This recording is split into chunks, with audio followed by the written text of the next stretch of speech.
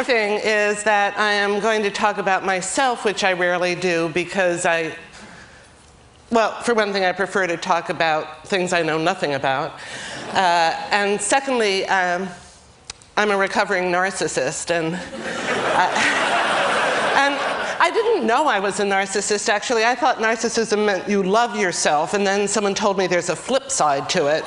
So it's actually drearier than self-love. It's unrequited self-love. I don't feel I can afford a relapse. But I want to, though, explain how I came to design my own particular brand of comedy, because I've been through so many different forms of it. I started in improvisation, in a particular form of improvisation called theater games, which had one rule, which I always thought was a great rule for an ethic for a society, and the rule was you couldn't deny the other person's reality. You could only build on it.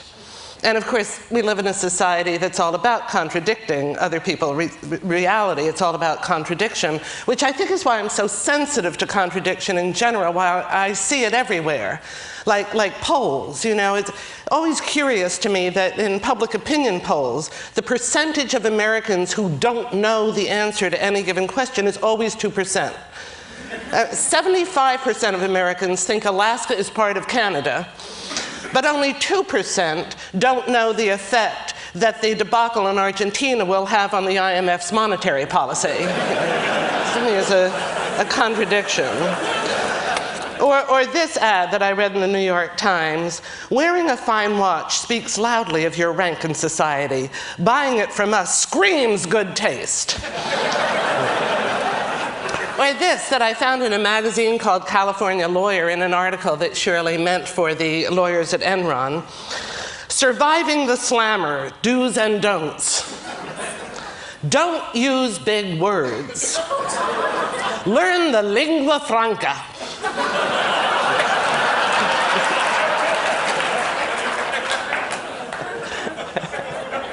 Yeah, lingua this, Frankie, but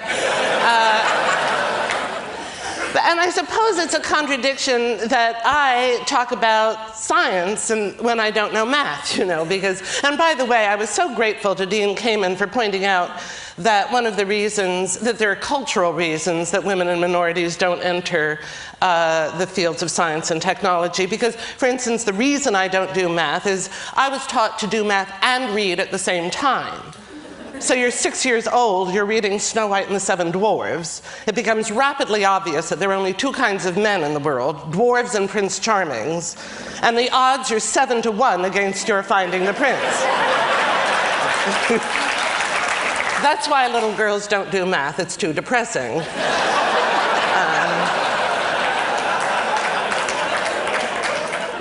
Of course, by talking about science, I also may, as I did the other night, incur the violent wrath of some scientists who were very upset with me. And I think I used the word postmodern as if it were okay. And they got very upset. And one of them, to his credit, I think really just wanted to engage me in a serious argument. I don't engage in serious arguments. I don't approve of them. Because arguments, of course, are all about contradiction, and they're shaped by the values that I have questions with, the values of Newtonian science, like rationality. You're supposed to be rational in an argument. Well, rationality is constructed by what Christy Hefner was talking about today, that mind-body split, you know? So the head is good, body bad, head is ego, body id. When we say I, as when Rene Descartes said, I think, therefore I am, we mean the head. And as David Lee Roth sang in Just a Gigolo, I ain't got no body. So that's how you get rationality. And that's why so much of humor is the body asserting itself against the head. That's why you have toilet humor and sexual humor, and that's why you have the Raspini brothers, you know, whacking Richard in the genital area. And we're laughing doubly then because it's the, you know, he's the body, but it's also... Richard, what did I say? Richard, yes, but it's also the head. The head of the conference. Because that's the other way that humor, like Art Buchwald, it takes shots at the heads of state. You know, he asserts it doesn't make quite as much money as potty humor, I'm sure, but nevertheless, what makes us treasure you and adore you. And there's also a contradiction in rationality in this country, though, which is as much as we revere the head, we're very anti-intellectual. I know this because I read in the New York Times, the Ayn Rand Foundation took out a full-page ad after September 11th, in which they said, the problem is not Iraq or Iran. The problem in this country, facing this country, is the university professors and their spawn. And so I went back and reread The Fountainhead. I don't know how many of you have read it, and I'm not an expert on sadomasochism. But let me just read you a couple of random passages from page 217. The act of a master taking painful, contemptuous possession of her was the kind of rapture she wanted. When they lay together in bed, it was as it had to be, as the nature of the act demanded, an act of violence. It was an act of clenched teeth and hatred. It was the unendurable, not a caress, but a wave of pain. The agony is an act of passion. So you can imagine my surprise on reading in The New Yorker that Alan Greenspan, chairman of the Federal Reserve, claims Ayn Rand as his intellectual mentor. It's like Find Me at Your Nanny as a dominatrix. Bad enough we had to see J. Edgar Hoover in a dress. Now we have to picture Alan Greenspan in a black leather corset with a butt tattoo that says, "Whip inflation now."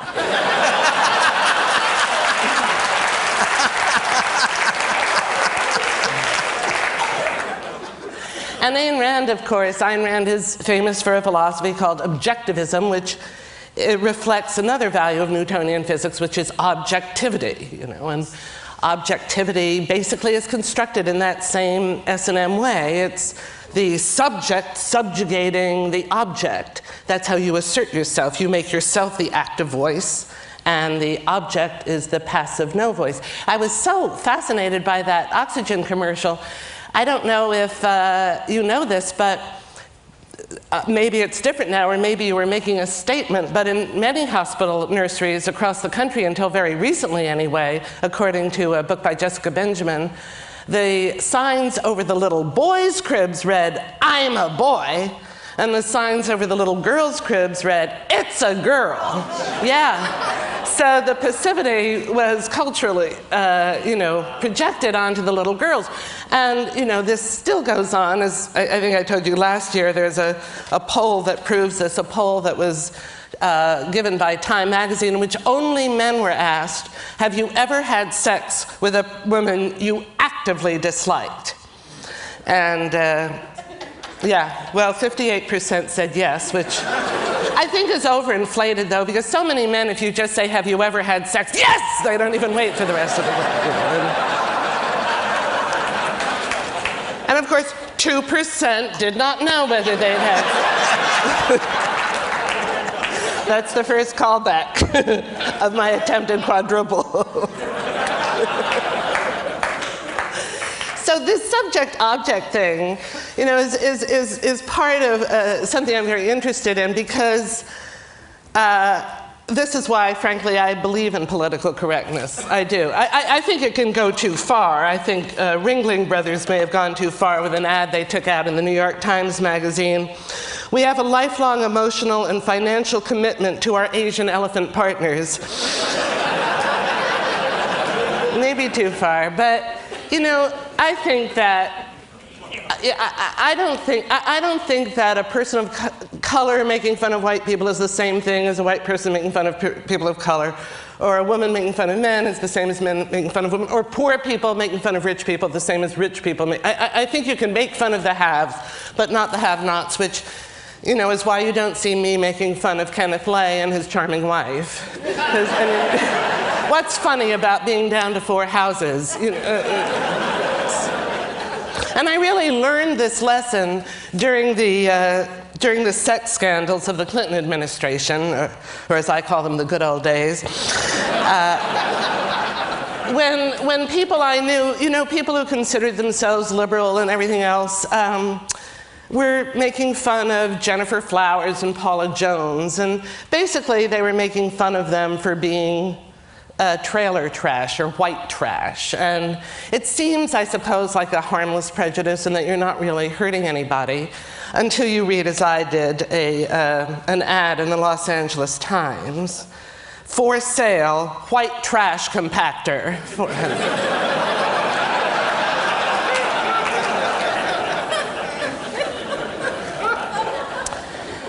So this whole subject-object thing has relevance to humor in this way.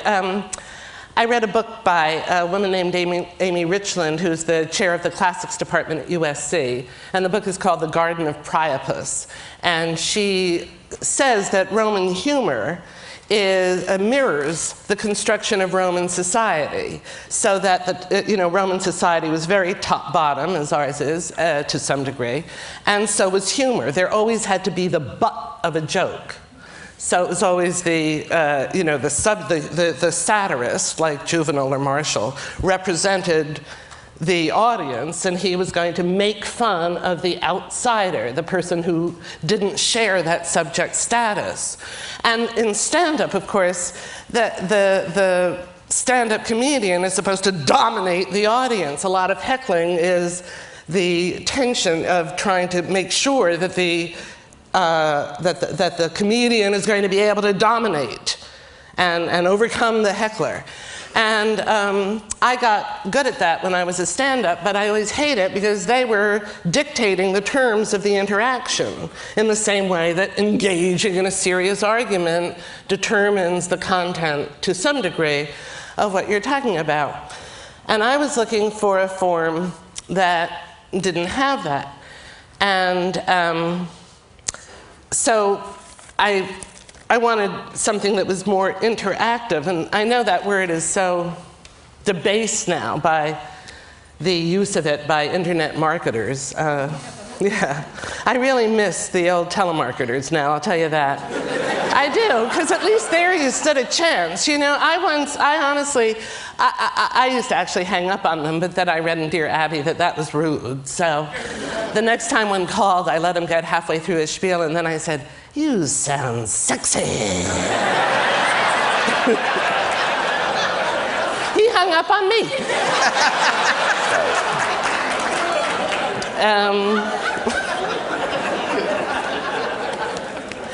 But the interactivity allows the audience to shape what you're going to do as much as you shape their experience of the world. And that's really what I'm looking for. And I was sort of, as I was starting to analyze what exactly it is that I do, I read a book called Trickster Makes This World by Lewis Hyde, and it was like being psychoanalyzed. I mean, he had laid it all out. And then coming to this conference, I realized that most everybody here shared those same qualities, because really what Trickster is an agent of change. Trickster is a change agent, and the qualities that I'm about to describe are the qualities that make it possible to make change happen. And one of these is boundary crossing. I think this is what so, in fact, infuriated the scientists, but I like to cross boundaries. I like to, as I said, talk about things I know nothing about. And I hope that's my agent, because you aren't paying me anything. And I think it's good to talk about things I know nothing about, because I bring a fresh viewpoint to it. I'm able to see the contradiction that you may not be able to see. Like, for instance, a mime once, or a meme as he called himself. He was a very selfish meme. And he said that I had to show more respect because it took up to 18 years to learn how to do mime properly.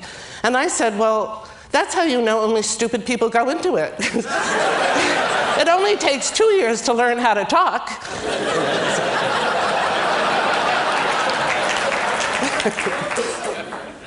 And you know, people, this is the problem with, quote, objectivity, end quote. When you're only surrounded by people who speak the same vocabulary as you or share the same set of assumptions as you, you start to think that that's reality.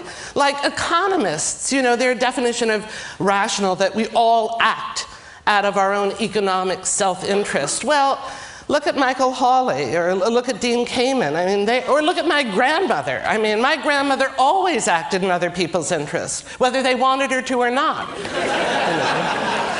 You know, if they had had an Olympics in martyrdom, my grandmother would have lost on purpose.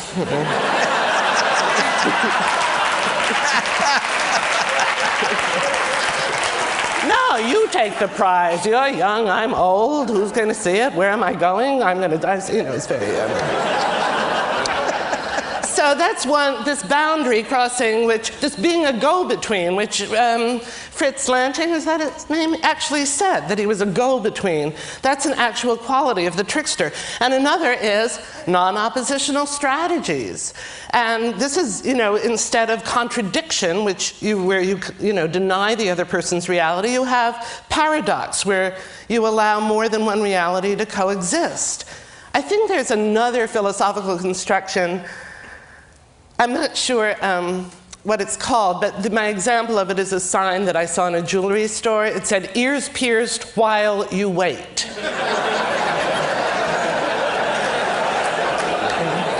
There, the alternative just boggles the imagination.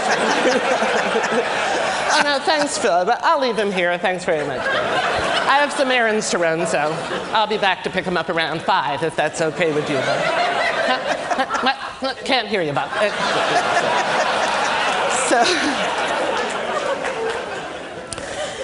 And another attribute of the trickster that is smart luck. That accidents, that Louis Kahn talked about accidents. This is another quality of the trickster. The trickster has a mind that is prepared for the unprepared. That, and I will say this to the scientists, that the trickster has the ability to hold his ideas lightly so that he can let room in for new ideas or to see the contradictions or the hidden problems with his ideas. I have no joke for that, I just wanted to put the scientists in their place.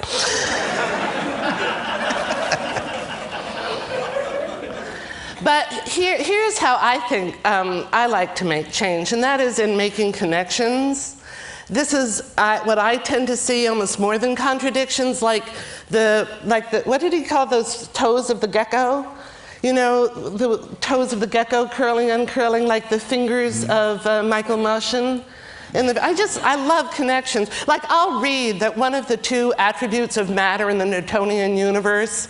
There are 2 attributes of matter in the Newtonian universe. One is space occupancy. Matter takes up space, and I guess the more you matter, the more space you take up, which explains the whole SUV phenomenon, you know?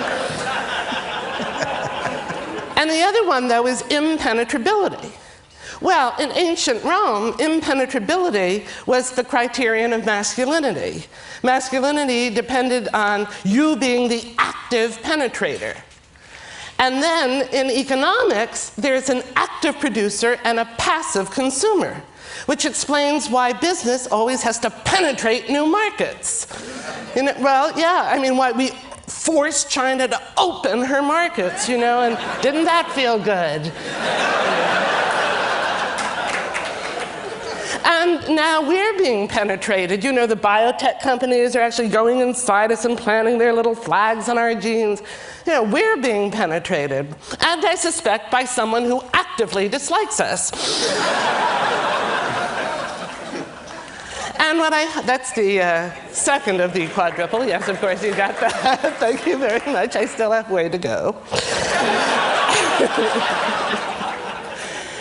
And what I hope to do when I make these connections is short circuit people's thinking, you know, make you not follow your usual train of association, but make you rewire. It's when people say about the shock of recognition, it's literally recognition, rewiring how you think. And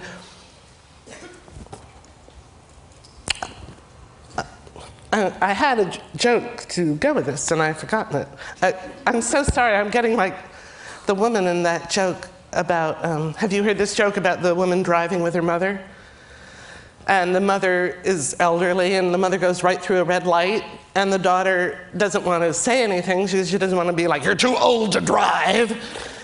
And then the mother goes through a second red light, and the daughter says, as tactfully as possible, Mom, are you aware that you just went through 2 red lights? And the mother says, oh, am I driving?